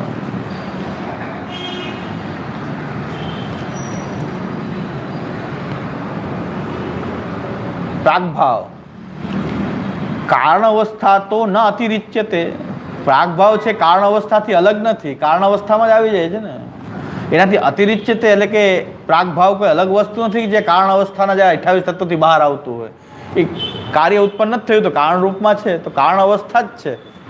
તો કારણ અવસ્થાને 28 તત્વો આપણે માનીએ છીએ, તો કારણ અવસ્થાથી અલગ કોઈ પ્રાગભાવ છે નહીં, એટલે પ્રાગભાવને અલગ કારણ માનવાની કોઈ આવશ્યકતા નથી. તસ્ય ભિન્ન કારણત્વ કલ્પનાયામ પ્રમાણ અભાવાત. આ 28 તત્વો જે ભાગવતોક્ત સાંખ્ય આધારિત 28 તત્વો છે એમાં પ્રાગભાવને ક્યાંય પણ અલગ કારણ બતાવ્યું નથી. મહાપ્રભુજી હંમેશા વેદ, ગીતા, ભાગવત, તત્વસૂત્ર આદિ જે શાસ્ત્રો જે પ્રકારે વર્ણન કરે છે એને જ પ્રમાણભૂત માને છે. કોઈ એનાથી અલગ વાત ક્યાંય કરવા માંગતા જ નથી. એટલે પ્રમાણ અભાવાત. પ્રાગભાવને જો ત્યાં કારણ માન્યું હોત તો અમે માનત, પણ ભાગવતમાં માન્યું નથી કે 28 તત્વોને જ માન્યા છે, તેમાં પ્રાગભાવ એમાં સમાવિષ્ટ માન્યો છે. તો મહાપ્રભુજી કહે છે કે એને તત્વાધિક્ય માનવાની આવશ્યકતા નથી, કારણ કે તસ્ય ભિન્ન કારણત્વ કલ્પનાયામ. તો એનું ભિન્ન કારણની કલ્પના જો કરો તો પ્રમાણ અભાવાત, એવું કોઈ પ્રમાણ નથી. અગ્રિમ જનન જ્ઞાનેનેવ તસ્ય અનુભવ. જે વસ્તુ પ્રકટ થાય છે એના આધારે એનો અનુભવ થાય છે, પણ કારણ અવસ્થાથી અલગ નથી. પુસ્તક પ્રકટ થાય પછી ખબર પડે કે પહેલા પુસ્તકનો અભાવ હતો. આ પુસ્તક પ્રકટ થઈ એની પહેલા એનો અભાવ હતો, ક્યારે ખબર પડી કે પુસ્તક પ્રકટ થઈ ત્યારે. તો હકીકતમાં પ્રાગભાવનો આ રીતે અનુભવ થાય છે. એ વસ્તુ પ્રકટ થયા પછી એના પ્રાગભાવનો અનુભવ થાય છે, પણ એને અલગ કારણ માનવાની કોઈ આવશ્યકતા નથી. અગ્રિમ જનન જ્ઞાનેનેવ તસ્ય અનુભવ. પ્રાગભાવ જે છે એને અનુભવ કેમ થાય છે કે અગ્રિમ જે વસ્તુ પ્રકટ થાય છે, અગ્રિમ જનન જ્ઞાન, અગ્રિમ વસ્તુનું જનન થાય એનું જ્ઞાન થવાને કારણે પ્રાગભાવનો અનુભવ થાય છે. અન્યથા અત્યંતાભાવ, હજી ચોથું વેરાયટી અભાવની, અત્યંતાભાવ. ભૂતલે ઘટો નાસ્તિ, અત્યંતાભાવ. પ્રાગભાવ, પ્રધ્વંસાભાવ, અન્યન્યાભાવ અને છેલ્લે અત્યંતાભાવ. જો પ્રાગભાવની વસ્તુ પ્રકટ થઈ એટલે પ્રાગભાવની ખબર પડી, એનો અનુભવ થયો. જો પ્રકટ થયેલી વસ્તુનો અનુભવ ન થતા ખાલી અભાવનો જ અનુભવ થતો હોય એને અત્યંતાભાવ કહેવાય. ઘટ હોય તો પેલા ઘટ નહોતો એ પ્રાગભાવ થયો, પણ ઘટ હવે દેખાતો જ નથી ક્યાંય, તો અત્યંતાભાવ છે. ભૂતલે ઘટો નાસ્તિ. જો અગ્રિમ જનન જ્ઞાન ન હોય તો અત્યંતાભાવ થઈ જાય, તો અત્યંતાભાવ થઈ જાય છે. તસ્માત પૂર્વમ અભાવસ્ય ન કારણમ. પૂર્વમાં જે અભાવ હોય છે એ કારણ નથી. નહીં તેને કોપી વ્યાપાર ક્રિયતે. હવે ચાલો કારણ માનવાનું ન માનવાનું, પ્રાગભાવને કારણ ન માનવાનું બીજું કારણ એ છે કે પ્રાગભાવ કોઈ ક્રિયા તો કરતું નથી કે જેના કારણે કંઈક જનન થાય છે. તો વસ્તુ પ્રકટ થઈ એટલે એની પહેલાંનો અભાવ હતો એ ખ્યાલ આવે, પણ એના કારણે કોઈ ક્રિયા થઈ કે વસ્તુ પ્રકટ થઈ? પ્રાગભાવને કારણે કોઈ ક્રિયા થઈ કે એના કારણે આ પુસ્તક પ્રકટ કરવામાં એનો કંઈ રોલ છે? પ્રાગભાવ જે છે એનો કંઈ રોલ ખરો પુસ્તકને પ્રકટ કરવામાં? કોઈ એનો ન વ્યાપારક ક્રિયતે, ન કોપી વ્યાપારક ક્રિયતે. ત્યાં કોઈ પણ વ્યાપાર એનો કોઈ છે નહીં, ક્રિયા કંઈ છે નહીં, ખાલી તમને અનુભવ થાય છે કે આ વસ્તુ નહોતી, પહેલાં નહોતી, હવે પ્રકટ થઈ. એટલે પહેલાં એનો પ્રાગભાવ હતો. પ્રાગભાવને કારણે કઈ વસ્તુ પ્રકટ થઈ છે એવી કોઈ ક્રિયા નથી કરી. પ્રાગભાવની કોઈ ક્રિયા નથી થતી જેથી કરીને વસ્તુ પ્રકટ થાય. નહીં તેને કોપી વ્યાપાર ક્રિયતે કાર્યેન પરમ નિવર્ત્યતે. કાર્ય પ્રકટ થતાં જ એ પ્રાગભાવ નિવર્તન થઈ જાય છે. એક અવસ્થા છે કે જે નિવર્તિત થઈ જાય છે. પ્રસંગાત ધ્વંસાદિના આપી કારણત્વ નિરાકર્તું. હવે તમે કહ્યું પ્રાગભાવ કારણ નથી, પ્રધ્વંસા ભાવ કોઈ વસ્તુનો ધ્વંસ થાય પછી પ્રકટ થવું, તો પ્રધ્વંસા ભાવ જે છે એ કંઈ કારણ છે? પ્રધ્વંસા ભાવ કોઈ કારણ ખરું? તો એનું પણ નિરાકરણ કરવામાં આવે કે ધ્વંસ પણ કોઈ કારણ નથી. કારણ કે ધ્વંસો બી દંડાદી સ્વરૂપમ એવ. જે પ્રધ્વંસા ભાવ જે છે એ તો દંડ વગેરે જે છે એમાં એની અંદર જ એનો સમાવેશ છે કે દંડને કારણે કોઈ વસ્તુ પ્રધ્વંસા ભાવ ધ્વંસ થાય છે દંડાદી રૂપમ એવ. એ દંડ વગેરેથી એક માટીને ફોડવા માટે દંડ વાપરવામાં આવે કે જ્યાંથી માટીનો ઘડો ફૂટી જાય. તો પ્રધ્વંસા ભાવ બીજું કંઈ છે નહીં પણ દંડાદી રૂપ જ છે કે પ્રધ્વંસા ભાવ કે ભાઈ ધ્વંસ થઈ ગયો હોય ઘડાનો, તો એને પણ કોઈ કારણ માની શકાય નહીં. તિરુભાવ શક્તિ અતિરિક્ત એ તિરુભાવ શક્તિથી અતિરિક્ત ધ્વંસસ્ય નિરૂપયિતુમ અશક્યત્વ. એ તિરોહિત શક્તિ જે છે, તિરોહિત આવિર્ભાવ તિરોભાવ શક્તિ છે, એનાથી અલગ કોઈ પ્રધ્વંસા ભાવ પણ કોઈ છે નહીં. એનું કંઈ નિરૂપણ થઈ શકતું નથી. એક તિરોહિત થવાની જે શક્તિ એ પ્રધ્વંસ છે, એનાથી અલગ એનું કોઈ નિરૂપણ થઈ શકતું નથી. અશક્યત્વાત તેન રૂપાંતરમ પશ્યન પૂર્વ રૂપસ્ય તિરુભાવમ મન્યતે ધ્વસ્ત ઇતિ. ધ્વસ્ત શું છે? એક વસ્તુ તિરોહિત થયેલી બીજી વસ્તુ પ્રકટ થાય. ઘડો તૂટ્યો એટલે માટી પાછી થઈ ગઈ, કપાલ રૂપ થઈ ગયું. એના કપાલ એટલે એના અલગ અલગ પાર્ટના રૂપમાં ઘડો વિખરાઈ ગયો, તો કપાલ રૂપનો આવિર્ભાવ થયો, ઘડા રૂપનો તિરુભાવ થયો. તો એક રૂપ તિરોહિત થાય, બીજું રૂપ કંઈક આવિર્ભૂત થઈ જાય. તો આવિર્ભાવ તિરુભાવ શક્તિથી અતિરિક્ત આ કોઈ વસ્તુ છે પ્રધ્વંસા ભાવને પણ ગણી શકાય નહીં. એટલે તેને રૂપાંતરમ પશ્યન, એનું રૂપાંતર જોઈને પૂર્વ રૂપસ્ય તિરુભાવમ મન્યતે તે એને ધ્વસ્ત કહેવાય છે. એક બીજો રૂપનો આવિર્ભાવ થયો તો એને પેલાનો એક રૂપનો તિરુભાવ થયો, એને ધ્વસ્ત કહેવામાં આવે છે. એટલે આવિર્ભાવ તિરુભાવથી અતિરિક્ત કોઈ વસ્તુ એ આ ધ્વંસ પણ છે નહીં. નાનું કારણાતિરિક્ત રૂપાભાવે પ્રાગભાવાદી શબ્દ પ્રયોગો કથમ. તો પછી એમ કે છે કારણથી અલગ તો આને પ્રાગભાવને માનતા નથી, તો પછી પ્રાગભાવને તમે અલગ શબ્દનો પ્રયોગ જ કરવાનું શું કારણ છે? પ્રાગભાવાદી શબ્દનો પછી ઉપયોગ શું છે? તો પછી એનું કારણ શું? તો પછી અલગ શબ્દો વાપરવાનું. તો કહે છે ઇતિ ચેત તત્ર હા કાર્યાદી શબ્દવાદ. જેમ દરેકને કાર્યકારણ કહેવામાં આવતું હોય છે એવી રીતે આને પણ કહેવામાં આવે છે. નહીં ઘટ રૂપાદ અતિરિક્તા કાર્યતા. ઘટ રૂપમાં કોઈ અતિરિક્ત કાર્યતા નથી. તથા દંડાદી રૂપાદ અપી ન અતિરિક્તા કારણતા.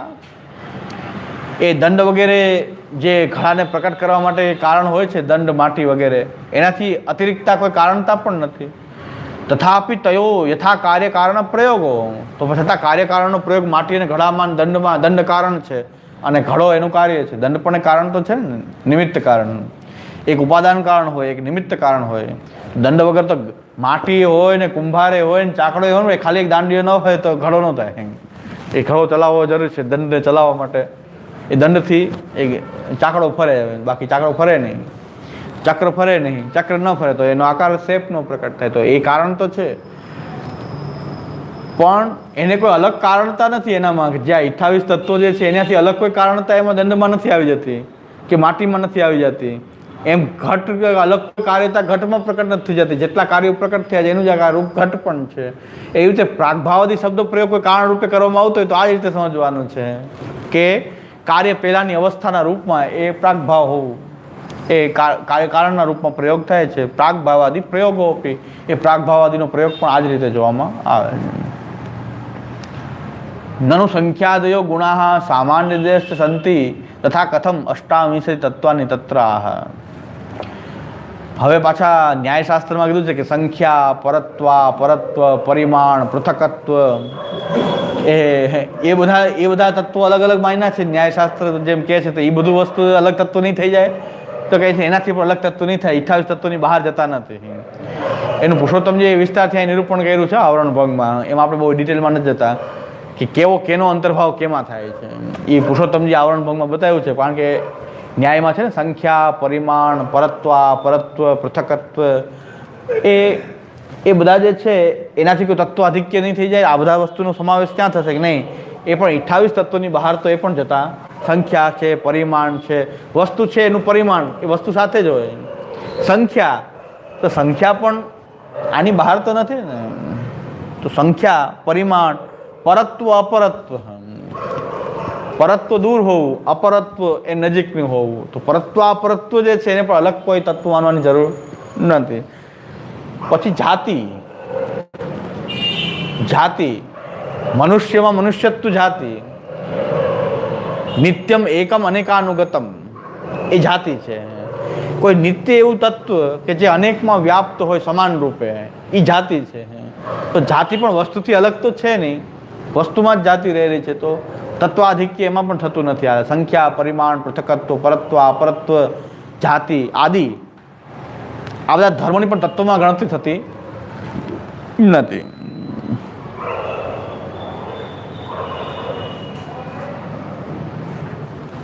આ તત્વોથી આ બધા સંખ્યા, પરિમાણ, પૃથકત્વ તત્વોથી અલગ નથી રહેતા, એ તત્વોમાં જ રહે છે.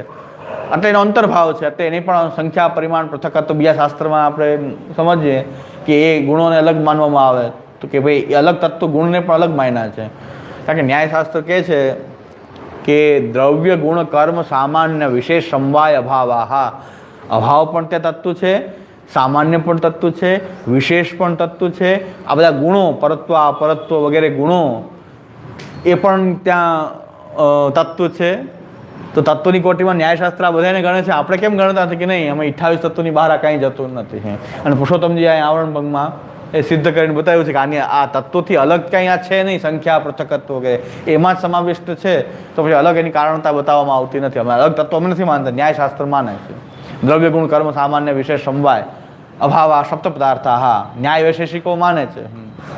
પણ આપણે ત્યાં એ બધા તત્વોથી અધિક તત્વની સંખ્યા થતી નથી. એટલે કારણ કે ભાગવતમાં નથી. ભાગવતમાં આ જ પ્રકારે છે. 28 તત્વો ભાગવતોક્ત છે.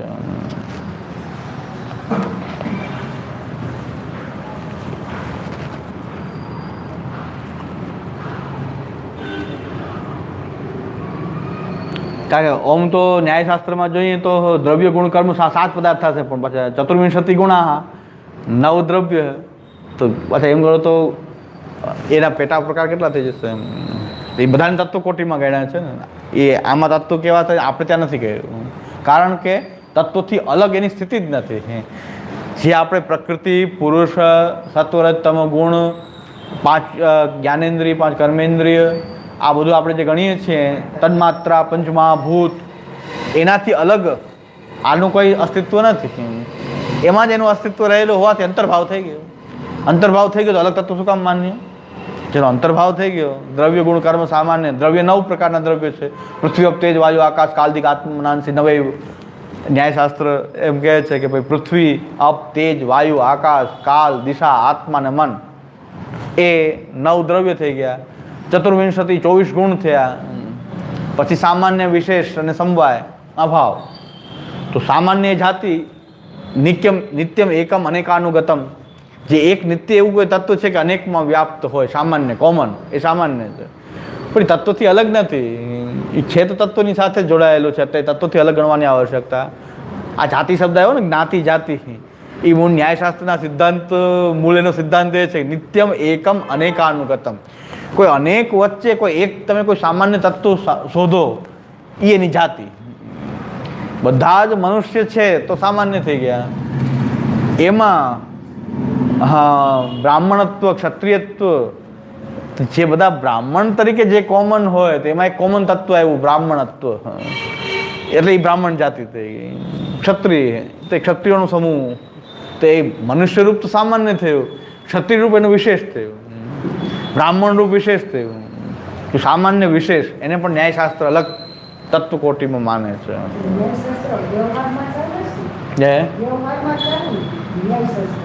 ના, એ તો આપણે વ્યવહારિક ઉપયોગ જોઈએ છે, વ્યવહાર માટે નથી. ન્યાયશાસ્ત્ર વ્યવહાર માટે તો નથી છે.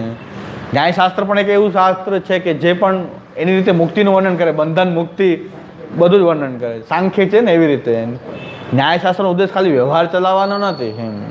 પણ વ્યવહારમાં પણ બધી એપ્લિકેબલ તો હોય જ છે ને વસ્તુ. એમ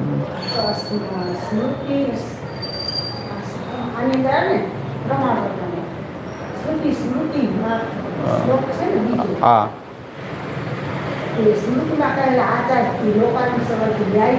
વિજ્ઞાન અને વેદથી લોકની અંદર પ્રવૃત્તિ, જીવિકા, વ્યવહાર, વિશુદ્ધતા સિદ્ધ થાય. હા. એ તો સ્મૃતિઓનું જે છે કે એ ન્યાયશાસ્ત્ર, એ ન્યાય શબ્દ જે છે ને એ પાછો બહુ અલગ છે. ન્યાય શબ્દ જે છે ને નિયતે અનેન વિવક્ષિતાર્થો ઇતિ ન્યાય. જે ન્યાયશાસ્ત્રનો જે ન્યાય છે ને વારંવાર ન્યાય શબ્દનો જે પ્રયોગ કરવામાં આવે એમાં ભેદ છે. ન્યાયશાસ્ત્ર જે છે એનો અર્થ થાય છે નિયતે અનેન વિવક્ષિતાર્થો ઇતિ ન્યાય. ન્યાયનો અર્થ શું કે તમે જે કંઈ કહેવા માંગો છો એ ત્યાં સુધી પહોંચવું. તમે જે વિવક્ષિત તમને કોઈ અર્થ છે ત્યાં સુધી પહોંચવું. તમે કોઈ વસ્તુનો પ્રક્રિયાથી તમે કોઈ વસ્તુ પહેલાં એમ કહો છો કે આ વસ્તુ આવી જ છે, એને તમે સિદ્ધ કરીને પછી એ વસ્તુ સિદ્ધ કરો, એ ન્યાય છે. નિયતે અનેન વિવક્ષિતાર્થો ન્યાય. કેવી રીતે કે આકાશમાં પર્વતમાં અગ્નિ છે, પર્વતો વહનીમાન. શું કામ? પર્વત ઉપર અગ્નિ છે એ તમે કેવી રીતે કહો છો? તો કે છે ધુમાત. કે ત્યાં ધુમાડો જોયો ને એટલે અગ્નિને જ જોયો, કોઈ ધુમાડો જ જોયો. ધુમાડો જોઈને સ્ટેટમેન્ટ કર્યું પર્વતો વહનીમાન, પર્વત પર અગ્નિ છે. પણ તમને તમે અગ્નિને જોયો કે ના, અગ્નિને જ જોયો, પણ ધુમાત તત્ર ધૂમ. તો વાત બરાબર, તત્ર ધૂમ. તો ધૂમ ઉપરથી કેવી રીતે નક્કી થયું કે અગ્નિ છે? તો કે યત્ર યત્ર ધૂમ તત્ર તત્ર વહની. જ્યાં જ્યાં ધુમાડો હોય ત્યાં અગ્નિ હોય છે. એની એક વ્યાપ્તિ છે કે એનો સંબંધ આવો જ છે કે યત્ર યત્ર ધૂમ તત્ર તત્ર અગ્નિ. અગ્નિ વિના ધુમાડો ન હોય. એ તમને અનુભવ કેમ થયો? યથા મહાનસ. અમે રસોડામાં જોયું છે કે ધુમાડો અગ્નિ બે સાથે જ હોય છે. યથા મહાનસ અમે ક્યાં જોયું? ત્યાં જોયું. એટલે પર્વતો વહનીમાન નિયતે અનેન વિવક્ષિતાર્થો ઇતિ ન્યાય. આ ન્યાય છે. ન્યાયને સમજવા માટેનું ઉદાહરણ છે કે તમે શું કહેવા માંગો છો કે પર્વતો વહનીમાન? કેવી રીતે તમે કહો છો કે ધુમાત? એ ધૂમ અને અગ્નિ છે, ધૂમ પરથી અગ્નિ તમે કેમ કહી દીધું? ધૂમ ઉપર તમે અગ્નિનું કેવી રીતે સ્ટેટમેન્ટ કર્યું હતું કે યત્ર યત્ર ધૂમ સતત વહની. જ્યાં ધૂમ હોય ત્યાં વહની હોય. પણ એ યત્ર યત્ર ધૂમ અને વહની તમે કેમ નક્કી કર્યું? કે યથા મહાનસ. અમે રસોડામાં એવી રીતે જોયેલું છે વારંવાર, અગ્નિ પેટે તો ધુમાડો થાય, ધુમાડો અગ્નિનું સાહચર્ય જ્યાં જ્યાં હોય એટલે અમને ખબર પડી કે બધે આમ જ છે. એ અમે એ ઉદાહરણમાં જોયેલું છે. એટલે અમે કહીએ છીએ કે પર્વતો વહનીમાન. અત્યારે આ વાત સાચી ન પડે, કારણ કે ધુમાડો હોય અગ્નિ ન હોય.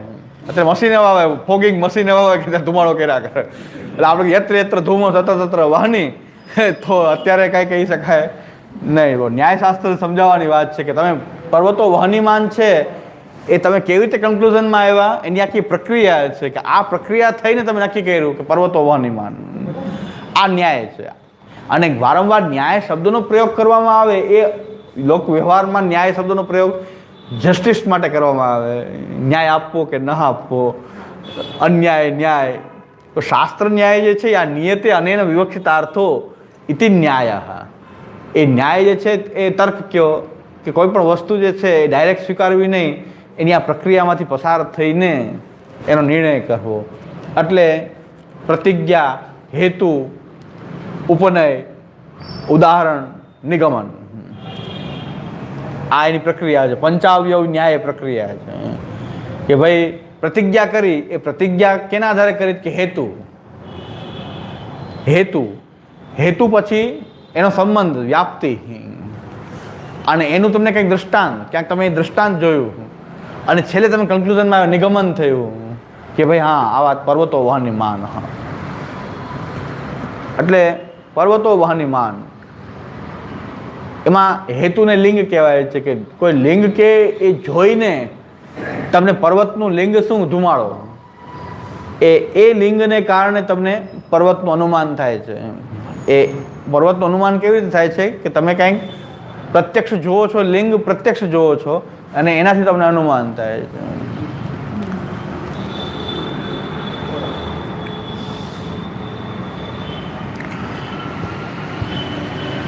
લિંગ શબ્દનો અર્થ જેન્ડર નથી. આપણા સંસ્કૃતના લિંગ શબ્દ જેન્ડરના અર્થમાં વપરાતો નથી, ચિહ્નના અર્થમાં વપરાય છે. બહુ વ્યાપક શબ્દ છે, સ્ત્રી પુરુષ સંબંધ નથી. આ શબ્દને ન સમજવાના કારણે આપણી એટલી ફજેતી કરે છે. ત્યારે યુટ્યુબ જુઓ કે બીજા યુટ્યુબ એમાં રજનીશે બાકી નથી રાખ્યું. ભગવાન રજનીશે પણ ગોટાળો ગજબ કર્યો કે શિવલિંગ જે છે એને આવું એક લિંગના આકાર એટલે કે એને કોઈ પુરુષ ચિહ્નના રૂપમાં બતાવીને એટલું બધી આપણી ટીકા થાય છે બધે કે આ એટલો ખરાબ ધર્મ છે આ. હા, અરે ભાઈ, નિરાકાર શિવને ભજવાનું એનું ચિહ્ન છે. એ નિરાકાર શિવ જે છે, મેં શિવપુરાણ ચેક કર્યું તો શિવપુરાણ શું કહે છે કે ભાઈ શિવને બે રીતે ભજાય, એક નિરાકાર રૂપમાં ને એક સાકાર રૂપમાં. સાકારમાં મૂર્તિમાં તમે ભજો તો એનું આખું સાકાર હાથ પગ વાળું હોય, અને જે નિરાકારના રૂપમાં જ્યારે એને ભજવામાં આવે તો એની ઉપાસના કેવી રીતે કરવી, તો એને આ એક ચિહ્ન છે. એમાં કોઈ આકાર નથી, કોઈ પણ પ્રકારનો આકાર નથી. એ નિરાકાર ભજવાની એને ઉપાસનાની પદ્ધતિમાં લિંગ પૂજા એ થાય છે. એનો આવો ખરાબ અર્થ કરીને આપણા હિન્દુ ધર્મને એકદમ નીચો પાડવાની વૃત્તિ અંગ્રેજોથી લઈને બધા કરતા આવ્યા છે. હા, પણ જે શાસ્ત્ર ભણ્યા ખબર પડે કે લિંગ જે છે ન્યાય શબ્દમાં તો એનું ચિહ્ન, ઓળખાણ, ચિહ્ન કે જેના આધારે આ નિરાકાર વ્યાપ્ત પરમાત્મા જે શિવ છે એનું આ પ્રતીક છે. એ શિવલિંગ છે એનું પ્રતીક છે કે નિરાકાર વ્યાપક બ્રહ્મ છે. તો બે ઉપાસના, બે પ્રકારની શિવોપાસના છે. એક સાકાર રૂપની શિવોપાસના છે અને એક નિરાકાર રૂપની વ્યાપક રૂપની શિવોપાસના છે. તો એનું પ્રતીક જે છે ઉપાસના, તો શિવપુરાણ એમ કહે છે કે એનું આ પ્રતીક છે આ.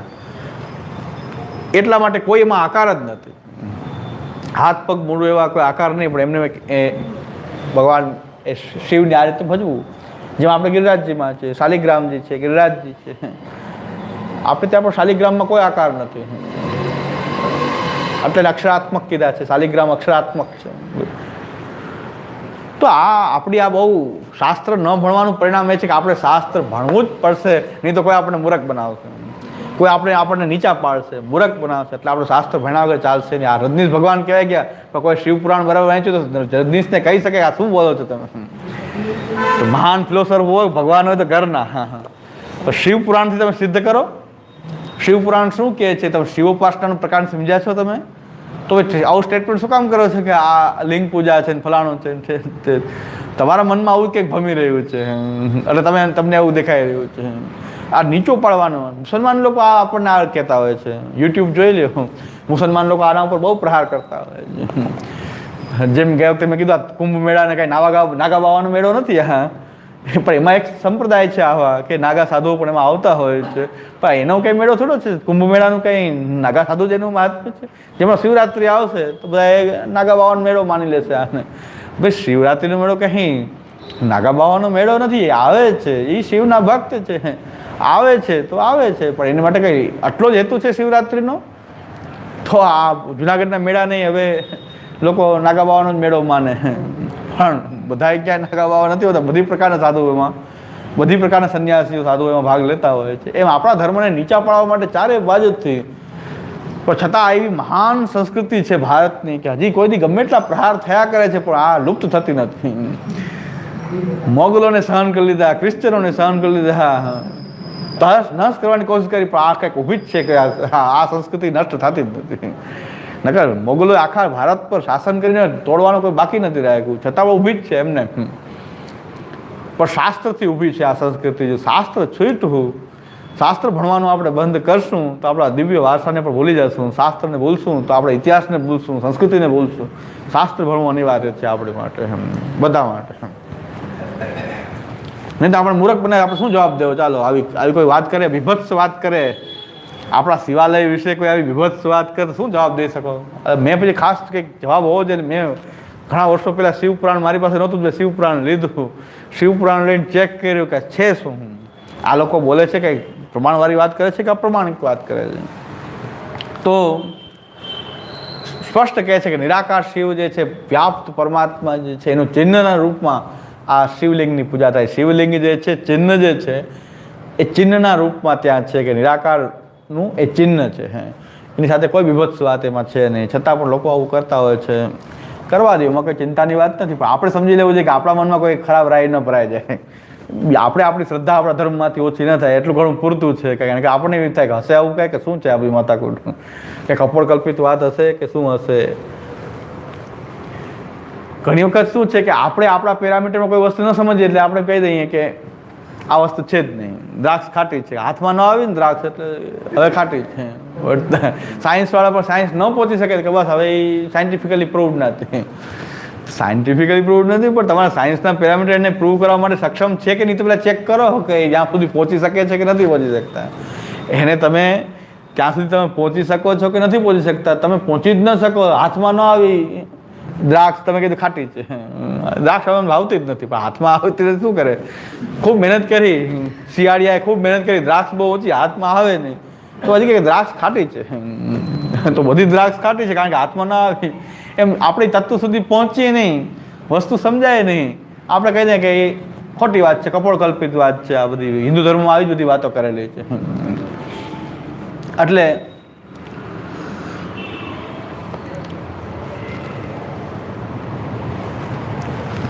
હમણાં મેડિટેશનની વાત થતી હતી તો આ વિપશ્યના જે સાધના જે છે એમાં ઘણા જેમ કે એવી આનંદ આવી જાય, આખું રિચાર્જ થઈ જાય બોડીને, બધી વાત સાચી. પણ તમે બધાથી ડિસ્કનેક્ટ થઈ અને એકાંતમાં 10 દિવસ રહ્યો, એકાંતિક પ્રાકૃતિક વાતાવરણમાં, ફોન મોબાઈલ આ તે બધાથી ડિસ્કનેક્ટ કરીને કોઈ પણ રહ્યો તો આપોઆપ તમને ફ્રેશનેસ તો લાગે જ ને. એ ઘરમાં થોડી વાર 5-10 મિનિટ શાંતિથી બધું ડિસ્કનેક્ટ થઈને થોડી વાર બેસો ને તો પણ તમને કંઈક અલગ અનુભૂતિ તો થાય જ છે. પણ એની માટે કોઈ બીજી કોઈ સાધના આવશ્યક નથી. આપણે ત્યાં છે જ બધી સાધનામાં પ્રકાર બતાવે. શાંતિથી બધી વસ્તુ છોડી થોડીક વાર અને એકાંતમાં થોડીક વાર ધ્યાન કરીએ તો અવશ્ય આપણને પણ એમ લાગે કે આપણી અંદર પણ કોઈક એનર્જી એવી છે. એ 10 દિવસમાં તમને એવી ડિસ્કનેક્ટ કરીને કોઈ કરાવે તો આપણે એ કરવું જોઈએ એવું આપણને થઈ જાય. હકીકતમાં એ 10 જ દિવસ થાય, પાછું તો પાછું આવ્યા પછી કાંઈ ત્યાં તો કાંઈ હોય જ નહીં. બધી વસ્તુ તમને ડિસ્કનેક્ટ કરાવી દે, એક ઓરડામાં બેસાડી દે, બધી વસ્તુ તમને કપાવી દે, લાઇટ ને કાંઈ રાખે,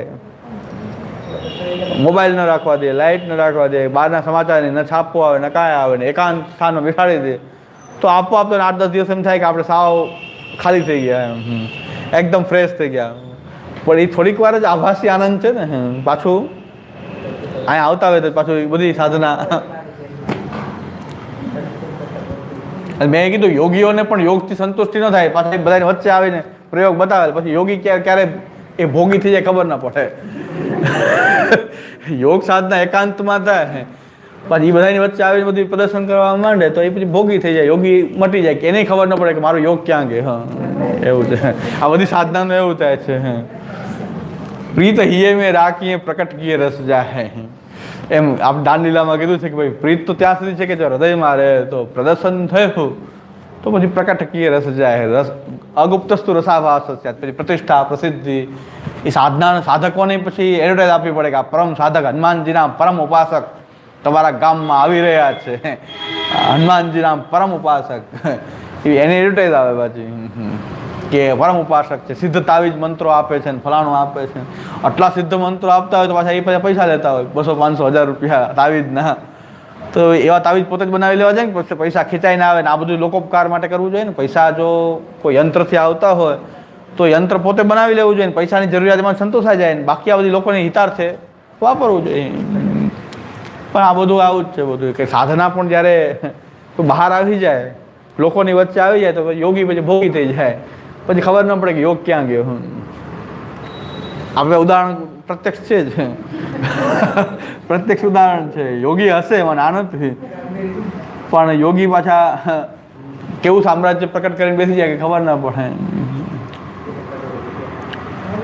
સંન્યાસી જે છે, સંન્યાસ ગ્રહણ કરી લીધો, તમે પોતાનું પિંડદાન કરી લીધું. હવે સંન્યાસ તમે પોતાનું પિંડદાન કરી દીધું, તમારી આઈડેન્ટિટી તમે ભૂલાવી દીધી, સંન્યાસી થઈ ગયા. અને સંન્યાસી પાછા વિચિત્રતા થાય કે સંન્યાસી પાછા સંસદમાં બેઠા હોય, મિનિસ્ટર હોય. આવા છે શું સંન્યાસ?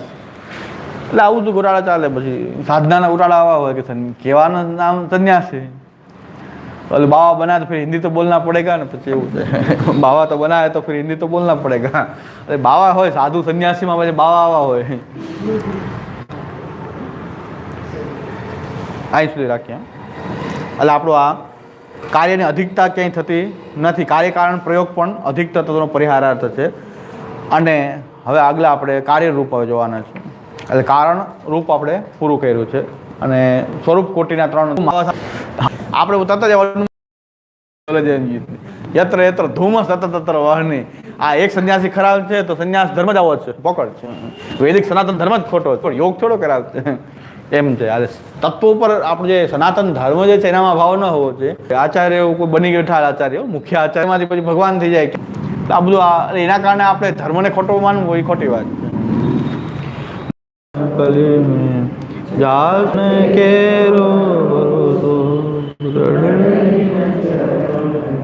શ્રી વલ્લભા શ્રી